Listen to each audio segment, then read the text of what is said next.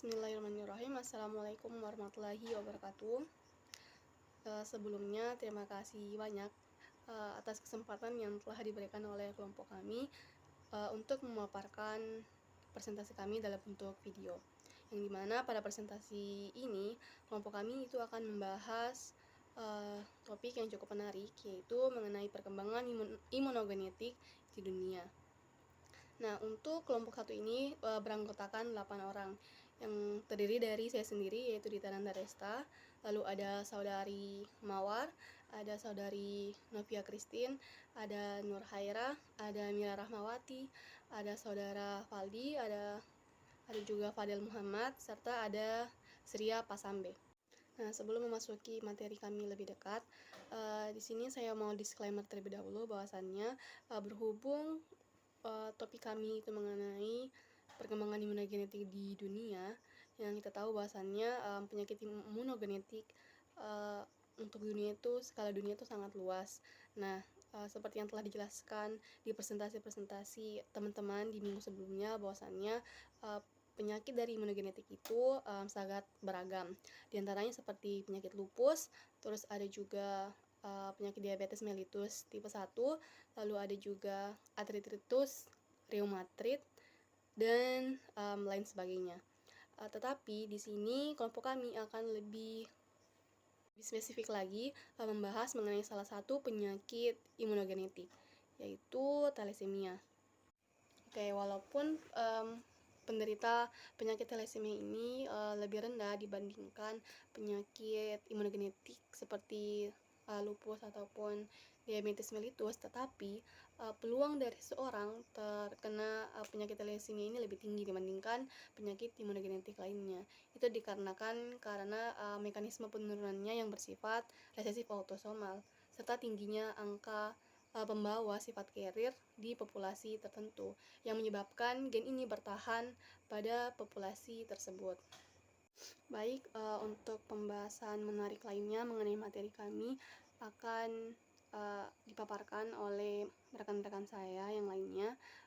Untuk pembuka materi saya persilahkan. Kenalkan, nama saya Fadil Muhammad dengan NIM F1D222053. Langsung saja pendahuluan.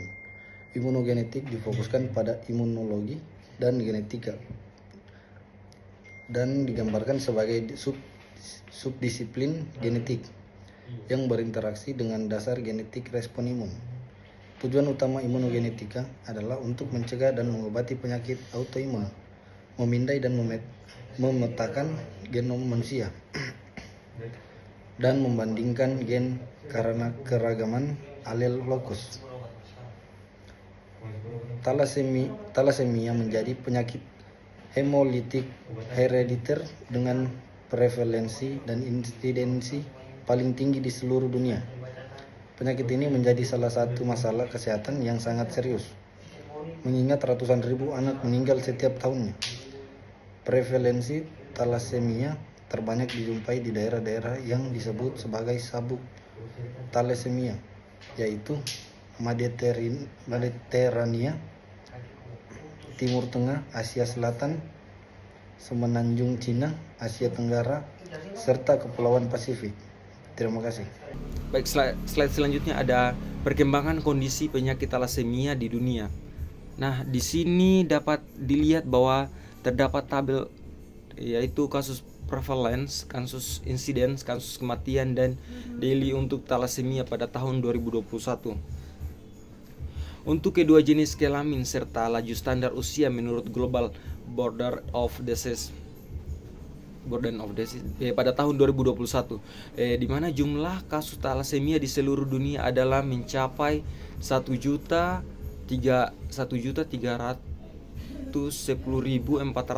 dengan angka prevalensi standar usia ASPR sebesar 18,28 per 100.000 orang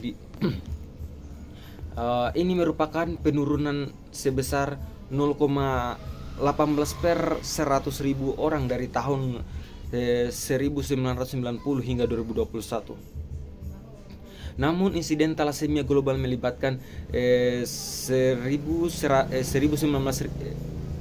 119.679 kasus dengan angka insiden terstandarisasi usia atau ASIR sebesar 1,93 per 100.000 orang. Angka ini telah menurun sebesar 0,25 per 100.000 kasus antara tahun 190 dan 2021. Jumlah kematian tetap pada 11.087 dengan angka kematian standar usia ASMR sebesar 0,19 per 100.000 orang, menunjukkan penurunan sebesar 0,48 per 100.000 orang dari tahun 190 hingga 2021. Tahun-tahun kehidupan yang disesuaikan dengan disability daily global untuk thalassemia pada tahun 2021 adalah 875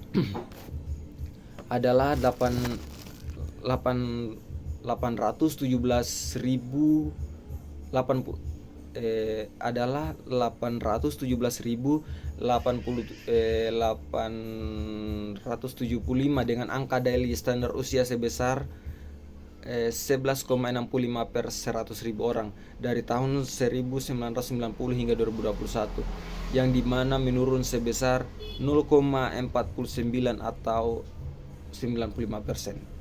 Baik, terima kasih. Baik, langsung saja pengertian thalassemia. Thalassemia adalah kelainan darah yang diwariskan dan dapat mempengaruhi kemampuan tubuh untuk menghasilkan hemoglobin yang normal yang dapat menyebabkan kerusakan pada sel darah merah dan penderitanya dapat mengalami anemia atau kekurangan darah. Thalassemia dapat dibedakan menjadi dua, yaitu thalassemia alfa dan thalassemia beta. Thalassemia alfa terjadi ketika ada kelainan pada gen yang mengontrol produksi rantai alfa hemoglobin. Jika seseorang mengalami mutasi gen dari kedua orang tua, maka mereka akan mengalami gejala yang lebih parah. Berikut thalassemia beta terjadi karena mutasi pada gen yang mengontrol produksi rantai beta hemoglobin. Thalassemia beta dibagi lagi menjadi beberapa jenis seperti thalassemia minor, intermedian, dan mayor, tergantung pada tingkat keparahannya. Baik, lanjut manifestasi klinis dan komplikasi thalassemia. Manifestasi klinis pada thalassemia yaitu kulit pucat, mudah lelah, terlihat lemah, pusing, hilang nafsu makan, sulit berkonsentrasi, mudah bara, jantung berdebar, dan sesak nafas, serta pertumbuhan terhambat pada anak-anak. Sedangkan komplikasi pada thalassemia yaitu pembentukan sel darah merah yang tidak normal pada thalassemia dapat menyebabkan deformitas tulang, terutama pada tulang wajah dan belakang, serta penurunan kepadatan tulang yang dapat meningkatkan risiko patah tulang. Baik, materi selanjutnya yaitu metode diagnosis dan pengobatan konvensional pada penyakit thalassemia. Nah, diagnosis thalassemia ini dilakukan melalui serangkaian tes untuk mengidentifikasi kelainan pada hemoglobin dan jumlah sel darah merah. Nah, langkah pertama yaitu biasanya adalah pemeriksaan darah lengkap yang menunjukkan adanya anemia serta penurunan jumlah sel darah merah dan kadar hemoglobin. Selanjutnya, untuk mengkonfirmasi diagnosis dilakukan tes elektroforesis hemoglobin yang mengukur jenis hemoglobin dalam darah dan dapat mendeteksi hemoglobin abnormal yang terkait dengan thalassemia. Tes genetik juga dapat dilakukan untuk mendeteksi mutasi pada gen globin alfa atau beta. Nah, yang merupakan penyebab utama thalassemia. Selain itu, pengukuran kadar zat besi dalam tubuh dapat dilakukan untuk mengidentifikasi akumulasi zat besi atau transfusi darah berulang pada penderita thalassemia berat. Sekian materi dari saya. Pada slide ini saya akan menjelaskan tentang terapi gen terhadap penyakit thalassemia. Salah satunya itu transplantasi sel punca hematopoietik allogenik atau biasa disingkat dengan allo HSCT, di mana teknik ini adalah prosedur medis yang kompleks yang dapat menyebabkan penggantian sumsum tulang pasien dengan sel punca hematopoietik yang sehat dari donor tentunya.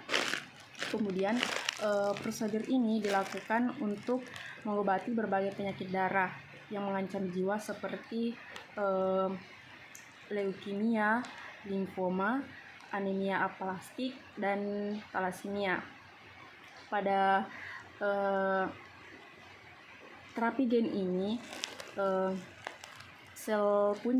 donor sel punca biasanya adalah saudara kandung yang memiliki kecocokan genetik pada pasien. Jika tidak ada saudara kandung yang cocok dengan donor yang terkait, dapat dicari melalui bank sum-sum tulang nasional maupun internasional. Prosedur kerja pada terapi gen ini dimulai dengan persiapan pasien melalui kemoterapi dosis tinggi atau radiasi, di mana tujuannya adalah untuk menghancurkan sumsum tulang pasien yang sakit, menciptakan ruang bagi sel punca donor untuk tumbuh. Kemudian setelah persiapan tersebut, sel punca donor diinfuskan ke pasien melalui infus intravena, mirip dengan transfusi darah. Kemudian yang ketiga itu sel punca donor kemudian akan bermigrasi ke sumsum tulang pasien dan memulai memproduksi sel darah baru. Setelah transplantasi, pasien memerlukan perawatan intensif di rumah sakit selama beberapa minggu atau biasa beberapa bulan. Selama periode ini, pasien berisiko tinggi mengalami infeksi karena sistem kekebalan tubuh mereka yang lemah. Kemudian di slide ini menjelaskan tentang teknik CRISPR-Cas untuk thalassemia, di mana teknik ini dapat menawarkan pendekatan yang lebih tepat sasaran untuk koreksi genetik thalassemia. CRISPR-Cas ini adalah sistem penyuntikan gen melalui penyuntikan gen yang memungkinkan kita untuk secara spesifik memodifikasi DNA di lokasi yang diinginkan. Terapi gen ini menggunakan teknik CRISPR bertujuan untuk memperbaiki mutasi genetik yang menyebabkan penyakit thalassemia. Prosesnya dapat melibatkan pengambilan sel punca hematopoietik dari pasien yang kemudian dimodifikasi menggunakan CRISPR-Cas9. Sistem ini terdiri dari enzim Cas9 yang bertindak sebagai gunting molekuler dan RNA pemandu yang mengarahkan Cas9 ke lokasi spesifik dalam DNA. Di lokasi target, Cas9 dapat memotong DNA yang memungkinkan penyisipan gen globin beta yang normal atau perbaikan mutasi yang ada. HSC yang telah diperbaiki kemudian ditransplantasikan kembali ke pasien, di mana pasien tersebut diharapkan menghasilkan sel darah merah yang sehat dengan hemoglobin normal sehingga mengurangi atau menghilangkan gejala thalassemia. Untuk selanjutnya itu saja.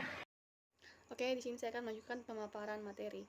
Nah, selain terapi-terapi gen yang telah disebutkan sebelumnya, terdapat juga ada salah satu terapi gen yang terbarukan yang telah diteliti oleh salah satu perusahaan bioteknologi terbesar di dunia, yaitu Bluebird Bio, yang dimana perusahaan ini telah menciptakan salah satu terapi gen yang memanfaatkan rekayasa genetika, yaitu terapi beta-glucan autotem cell atau yang bisa disebut Zynteglo. Nah, untuk terapi ini telah diterapkan di tahun 2019 lalu di Eropa, yang dimana terapi ini memodifikasi stem cell yang terdapat pada tubuh pasien thalassemia mayor, yang dimana sel punca itu akan sel punca yang telah rusak tersebut itu akan dimodifikasi menjadi sel punca yang normal. Oke, untuk prosedur dari terapi gen Zynteglo ini memiliki beberapa tahapan yang cukup panjang, yang dimana diawali dengan proses pengumpulan sampel darah pada pasien dengan menggunakan alat aparesis, yang dimana alat ini berfungsi untuk memisahkan komponen dalam darah seperti plasma, sel darah merah ataupun sel darah putih dengan komponen lainnya, yang dimana sel darah putih yang terdapat atau sel punca yang terdapat pada sampel darah itu akan dipisahkan dengan komponen lainnya, sehingga komponen lainnya itu akan dikembalikan ke dalam tubuh pasien, sedangkan sel puncanya itu akan digunakan untuk proses modifikasi. Nah, setelah dilakukan proses pengumpulan sel puncanya, lalu sel punca tersebut dimodifikasi dengan memasukkan vektor lentiviral, yang dimana vektor ini berasal dari virus lentivirus seperti HIV yang telah dilemahkan supaya tidak berbahaya. Nah, tetapi tetap bisa mengantarkan gen yang akan diinginkan ke dalam sel.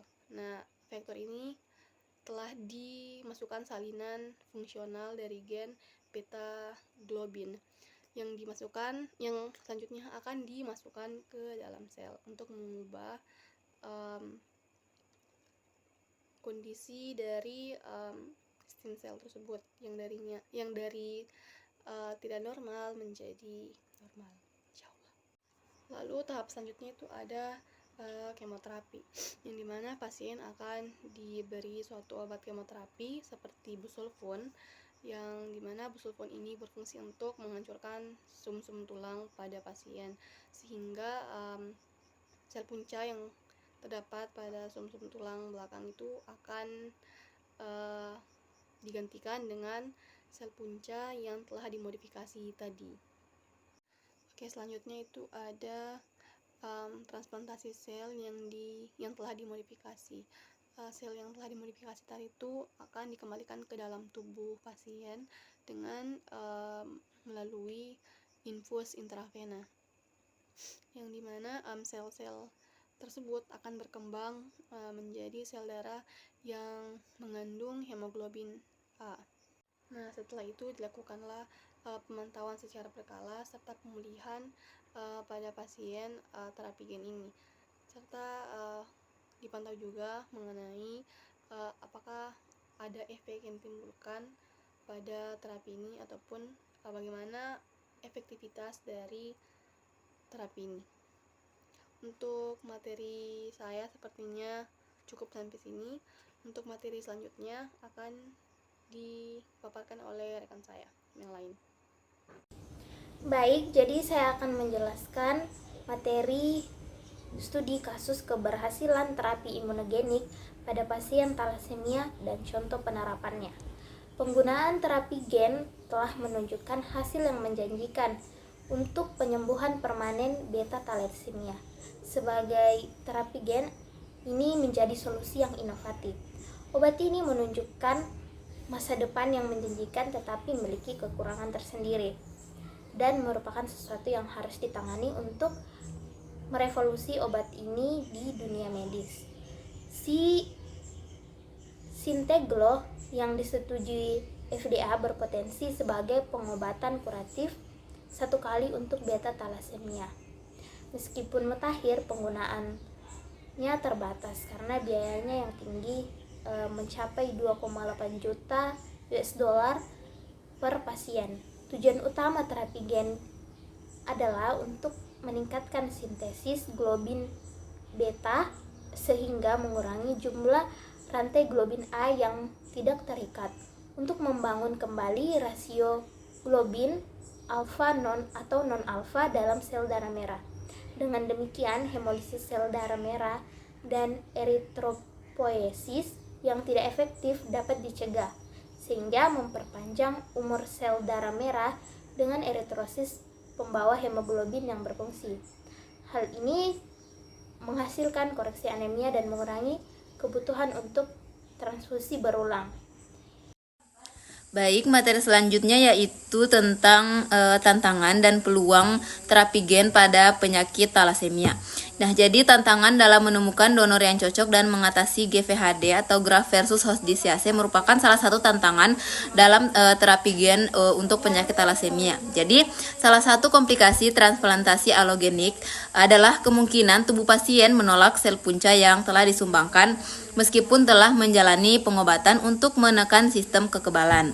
Nah, hal ini terjadi karena sel kekebalan pasien dapat mengenali sel donor sebagai benda asing dan menghancurkannya sebelum berhasil ditanam di sumsum tulang pasien.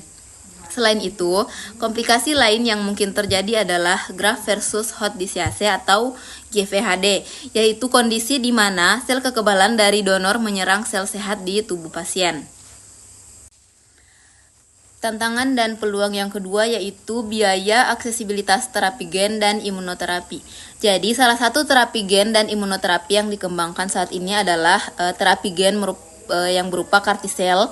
Nah, saat ini biaya terapi CAR T-cell ini masih sangat tinggi sehingga penggunaan umumnya terbatas pada uji klinis atau sebagai pilihan terakhir dalam pengobatan keganasan yang tidak lagi merespon terapi medikamentosa.